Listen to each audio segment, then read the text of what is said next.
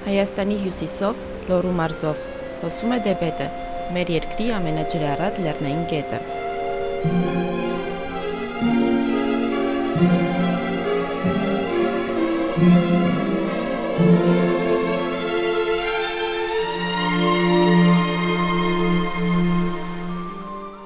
Դեբեդը ձևավորվում է Ձորագետի և Փամբակի միացումից։ 178 կիլոմետր երկարությամբ գետի մեծ մասը 152 կիլոմետրն անցնում է Հայաստանով, մնացածը Վրաստանով։ Գետից օգտվում են Տավուշի և Լոռու մարզի բազմաթիվ բնակավայրեր՝ Ալավերդի, Թումանյան, Նեղոց, Քարկոբ, Աղթալա, Օձուն, Ակներ, Հաղպատ, Մեծ Այրում, Փոքր Այրում, Ճոճկան և այլն։ Կենսական կարևորություն ունեցող Դեբեդը, սակայն, մեծ աղետի առջև է։ Անդրելի վշվշվում է պղտոր ջուրը Դեբեդի։ Ջուրն այսօր էլ պղտոր է։ Այն ողողված է չմաքրված կոյուղաջրերով և հանքարդյունաբերական թափոններով, որոնք թունավորում են ջուրը, այգիները և մարդկանց առողջությունը։ Ջրային ավազանը օգտագործվում է նաև էներգետիկ նպատակով, հիդրոէլեկտրակայանները նվազեցնում են ջրի քանակը և խանգարում են ձկների ձվադրմանը։ Օրինակ կարմրախայտը գնում է Մարցաձորում, ձվադրումանը, կապոտները գնում են Վանաձորի վրա։ Դե ընկալել ամենտեղ, մինի գեսեր դրել, իրանք առաջի թալանողն են, այդ գետը փչացնողն են, երկրորդն էլ հոսանք իրանց կա, տալիս են հոսանք, ջուգը ստկացնում, ծվադրումը փչացնում, ջուգը գնալով քիչացավ ջուգը։ Այդ ինչ եք դնում։ Սիլոտկա չի խփում։ Որդիներ չի խփում։ Ստեղ սաղ կեղտ է, կարաս գցես, գնա վռվի կտրես։ Այս Սարահարթի ճանապարհի կեղտերն է, որ բերել են ստեղ թափել։ Ով ինչ ունի, շաուրից բռնած, կոշիկ, խալաձեննիկ կլի, լավաշկի մեքենա կլի, սաղ գցում են ջուրը, բոլորը գցովի կեղտեր են։ Ֆրանսիացիները երբ են սկսել Աղթալայի բանի հատվածների շահագործել, ժամանակներից էլ ցանկերն են։ Լոռու մարզը հանքարդյունաբերության դարերի պատմություն ունի։ Մինչև 1917-ի հեղափոխությունը Լոռու և Տավուշի հանքերում ֆրանսիացիները պղինձ էին ձուլում։ Դեբեդի կիրճի ամենամեծ բնակավայրը Ալավերդի խոշորացված համայնքն է։ Խորհրդային շրջանում այն արդյունաբերական քաղաք էր և միշտ էլ ունեցել է ամենաաղտոտված բնակավայրերից մեկի համբավ։ Մադան գետի ավազանում են Մկնդեղի պահեստավայրը, կամ ինչպես ալավերդցիներն են անվանում, Մկնդեղի մագիլնիկը։ Այն կառուցվել է 1978-ից 80-ին նախկին լեռնամետալուրգիական կոմբինատի արտադրանքի հետևանքով առաջացած մկնդեղը անբարելու նպատակով։ Այդ մկնդեղը ինքը երբ որ գնում է ջրերով խառնվում է գետին, գնում է ոռոգման համակարգ, ոռոգվում են ծառեր, այսինքն երեխան եթե թափոնների հետ գործ ունի, խաղ է անում, ինքը բերանը մկնդեղ է տանում բնականաբար, հա։ Որտեւ ինքը այսպես բաց լցված է։ Թափոնակույտեր հանդիպում ենք Մադան գետակի հարևանությամբ։ Դրանք ձևավորվել են դեռ 18-րդ դարում Ալավերդու պղնձի հանքավայրի շահագործման արդյունքում, ինչպես նաև այդ հանքավայրը շահագործած Ալավերդու լեռնամետալուրգիական կոմբինատի գործունեության հետևանքով արտադրական մկնդեղի թափոններից։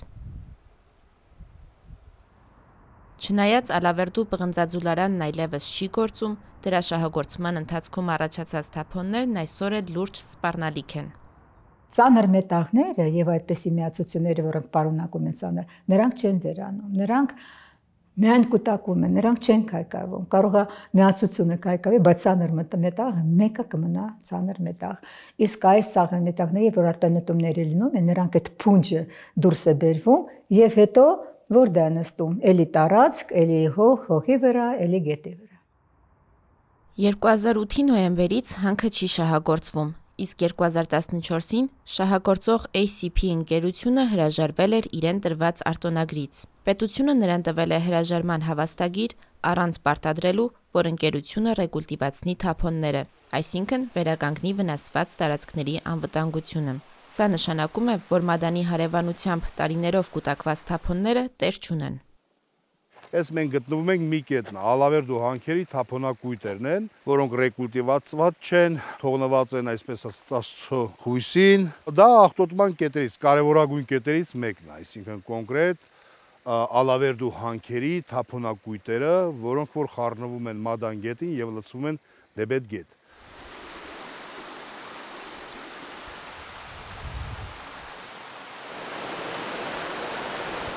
Քանի որ թափոնները իրենց մեջ պարունակում են մետաղներ, այդ թվում դե բրինձը,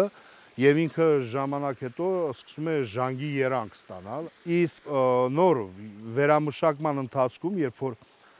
մետաղները կորզվում են եւ այդ թափոնները, ասենք, առանձնացվում են ավելորդությունները, հա, կոնկրետ կորզման նյութից,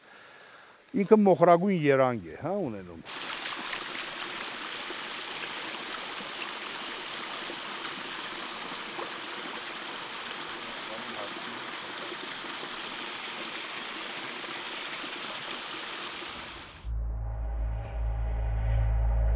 Դեբետի կիրճի այս մասում էլ ներդաշնակ գոյատևում են 10-րդ դարում կառուցված վանքը եւ Աղթալայի լեռնահարստացման կոմբինատի պատճառով հանդարտ հոսող այս կեղտաջուրը՝ Աղթալագետակը։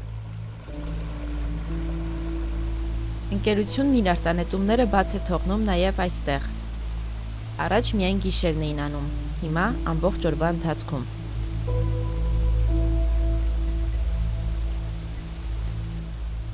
Մեծ քանակությամբ թափոնների մասեր, մասնիկներ լցվում են Աղթալա գետակը եւ Դեբետ գետը լցվում։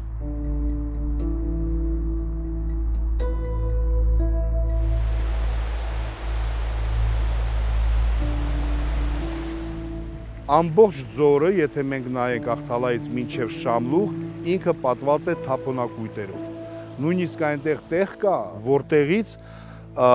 թափոնների մեջից կապույտ գույնի ջուր է դուրս գալիս, կապույտ գույնի, որևէ մեկը, չգիտեմ, ուսումնասիրել այդ ջուրը, թե ոչ, բայց կապույտ գույնի, այսինքն ինքը որոշակի քիմիական խառնվածք ունեցող ջուր է, եւ դա եւս լցվում է Դեբետ գետ։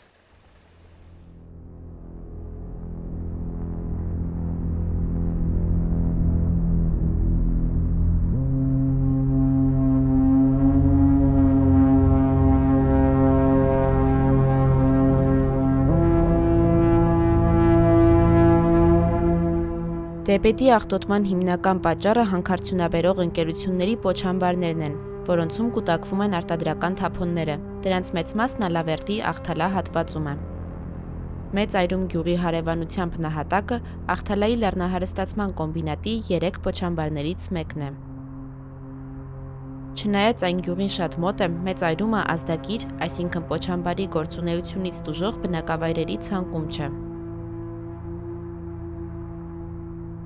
Աղթալայի լեռնահարստացման կոմբինատի մյուս պոչամբարը Փոքր Այրում տանող ճանապարհին է, Արամյանցի դղյակի շրջակայքում։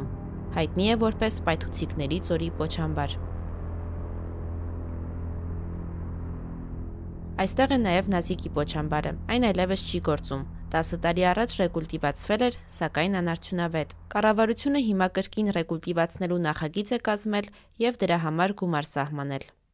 Ընդհանրապես Հայաստանում թափոնների վերամշակման հաջողված փորձեր չկան։ Պետությունը չմտավ այդ բերի տակ, հրաժարվեց այդպիսի ձևով, որ մենք դրանից ամեն ինչից լավ տեղյակ ենք, որ շրջակա միջավայրի նախարարությունը քարտեզագրել է բոլոր արկա թափոնակույտերը, այսինքն այդ թափոնակույտերի վերացման հարցը թողնված է այն ապագային, երբ որ գումար կլինի, այսինքն լավ ապագային է թողնված, բայց միևնույն ժամանակ շատ շնորհակալ կլինեն, եթե մեր կազմակերպությունը, կոնկրետ համայնքային համախմբման եւ աջակցության կենտրոնը կարողանա օգնել, որպեսզի ֆինանսներ հայթայթենք եւ ուտիլիզացնենք, այսինքն փակենք, հա, բնականաբար եթե պետությունը նման ակնկալիքներ է ունենում սովորական հասարակական կազմակերպությունից, դա նշանակում է, որ ըստ այդմ լրջագույն խորքային երկարաժամկետ կտրվածքով քաղաքականությունը ինչ որտեղ խնդիրներ ունի։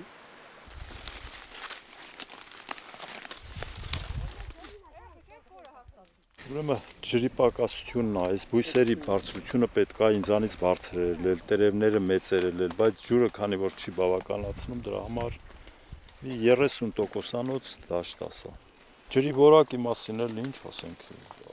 այգիները massայաբար չորանում են։ Այդ բոլոր բուժումները տեղին անում են, բայց չորանում են։ Ոչ միայն մեր գյուղում, այլ ամբողջ այս տարածաշրջանում, նոյեմբերյանի գյուղերն էլ անույնը։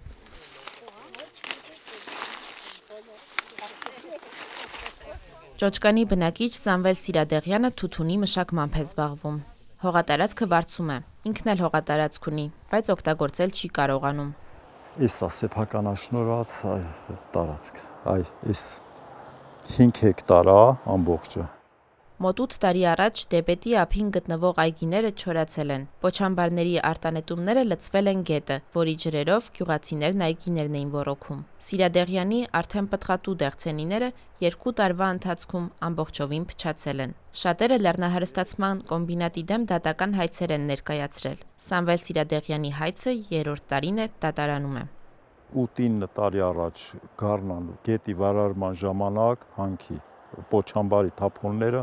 մի քանի օր շարունակ եկան լցվեցին իմ հողամասը դեղցի այգիս եւ նստվածք տվեցին մինչեւ հիմա էլ երևում է այդ շերտը այդ դեղնավուն այդ գորշ շերտը հողի շերտը ու դրանից հետո իմ այգին 2-3 տարվա ընթացքում լրիվ չորացավ դեղցից բերքատու այգիները ել չեմ կարողանում մշակել Դե բնականաբար իրանք հրաժարվում են, որ աղտոտում է իրանց մեղքով չի, ուրիշ հանքավայրից կլի դեպետում մենակ աղթալայի լահական չի, այնտեղ թեղուտ կա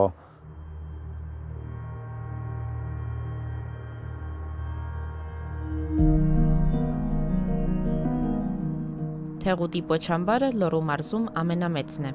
2014-ին հանքի շահագործման դեմ բազմաթիվ ցույցեր եղան։ Այնուամենայնիվ այն շահագործվեց։ Թեղուտ ՓԲ-ն Վալեքս խմբի հանքարդյունաբերող ընկերություններից է։ Հունքի նվազման հետևանքով այն ՎՏԲ բանկից վարկ էր վերցրել։ Պարտավորությունները չկատարելու պատճառով հանքն անցել էր բանկի հսկողության տակ։ Պոչամբարն ուներ պատնեշի խնդիր, ինչը փլուզման վտանգ էր առաջացնում։ Նոր ղեկավարությունը հայտնել էր, թե պոչամբարի պատնեշի ամրացման աշխատանքներ է իրականացրել եւ որևէ վտանգ չկա։ Հանքը հիմա էլ շահագործվում է։ Պետությունը հանքարդյունաբերող ընկերությունների նկատմամբ իրական վերահսկողություն չի իրականացնում, իսկ նրանց համար վնասի դիմաց տուգանք վճարելը հաճախ ավելի ձեռնտու է, քան աշխատանքը բարեխիղճ կազմակերպելը։ Վիճակը արդեն այդպեսի այս բնակավայրերում կոնկրետ, այդպեսի վատ է, այդպեսի աղտոտվածություն այնտեղ կա, այդ աղտոտվածությունը պարզը որ չի վերանա։ Աղտոտվածությունը չի վերանա նաև, որովհետև դեպետի ջրերի համար նախատեսված մաքրման կայանները կամ չեն գործում, կամ գործում են միայն մեխանիկական տարբերակով, այսինքն ցանցերը չեն թողնում, որ աղբն անցնի գետ, բայց ջուրը կենսաբանական մաքրման չի ենթարկվում։ Ցայտուն օրինակ է Վանաձորի մաքրման կայանը։ Խորհրդային շրջանում կառուցված կայանը շատ փոքր է կոյուղաջրերի համար։ Վանաձորի մեծացմանը զուգահեռ փորձ էր արվել կառուցել մաքրման նոր, ավելի մեծ կայան, որը ապօրինի օտարվել է եւ այդպես էլ շահագործման չի հանձնվել։ Ընդհանուր առմամբ այս խողովակն է հիմա մնացել, նախկինում օրինակ մի քանի տեղից էր գալիս, հիմա այս տեղից է, այսինքն գույնից նաեւ երևում է որ մաքուր ջուր չի ինքը ու այստեղից սկսում է թափվել կոյուղաջրերի ջրերը, որը որ հետո վտակների միջոցով գնում միանում է դեպետ գետին եւ հասնում մեր հարևան երկրների։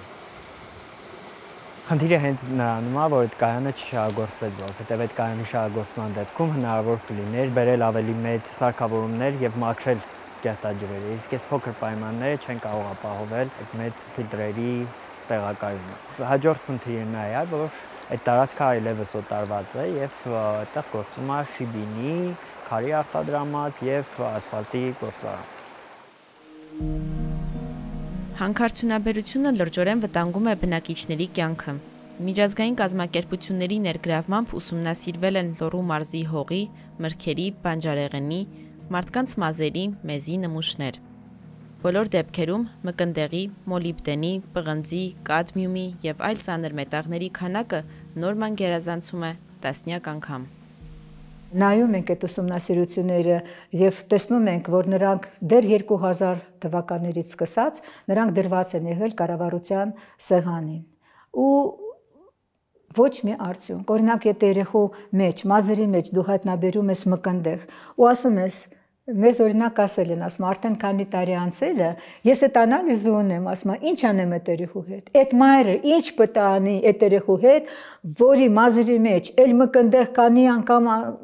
գերազանցում է այդ նորման, որտեղ որ փղինձ կա, մոլիբդեն կա, էս կա, այն կա, ինչ պետք է անի այս անալիզը։ Ասում ես ինչ պետք է անեմ անալիզի հետ։ Ու պատասխան չի ստանում ոչ մեկից։ Ոչ մեկից, որովհետև ոչ փոխհատուցում, ոչ մի բան չկա, պատասխանատվություն չկա։ Ստանում ես դու այդպեսի անալիզ, լավ ես անում, նստի ու ապրի, քո երեխան էլ թող տենց մեծանա։ Ճիշտ է դա։ Այս է հարցը։ Այս է հարցը։